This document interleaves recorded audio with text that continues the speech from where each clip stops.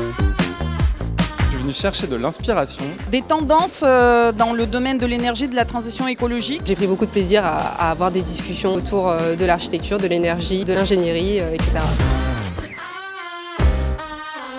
Le Festival Building Beyond a réussi à rassembler plusieurs acteurs, plusieurs experts sur le sujet de la transition énergétique. Ça a fait émerger de nouvelles idées et aussi peut-être d'éduquer plus largement. La décarbonation de l'industrie, c'est pas une question d'envie. Les industriels veulent se décarboner, ça passe par l'électrification. C'est pas une question de technologie, il y a plein de technologies disponibles qui fonctionnent bien. C'est une question de modèle économique. Tant que la calorie apportée par le gaz sera moins chère que la calorie apportée par l'électricité, il n'y aura pas de modèle économique à l'électrification, il n'y aura pas d'accélération de la décarbonation dans notre tissu productif. Donc effectivement, il y a un challenge, mais au-delà de ça, s'il y a des arbitrages à faire, pour moi, c'est effectivement accélérer l'électrification. Parce que c'est là que se trouve un gisement financier qu'on peut aller chercher.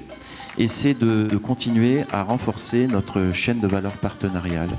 Parce qu'il faut la construire étape par étape, sans relâche. Et il n'y a pas d'erreur à aller dans cette direction-là. On n'est qu'au début de la deuxième révolution de l'électricité. Nous sommes prêts à relever le gant, nous sommes déjà très présents dans ces métiers. Ça va être l'électrification, l'un des plus puissants leviers, si ce n'est le plus puissant levier de développement du groupe, tant dans ces métiers de service à l'énergie, évidemment, mais aussi dans ces métiers de la construction et dans ces métiers d'investissement dans des actifs de long terme.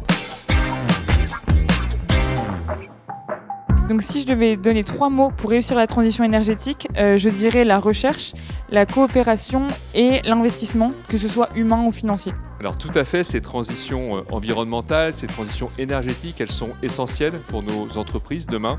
Et ces transitions, elles doivent être portées par une énergie qui est l'énergie humaine, qui est celle au cœur de nos entreprises, qui est au cœur du modèle managérial de Vinci et sans laquelle rien ne peut se faire.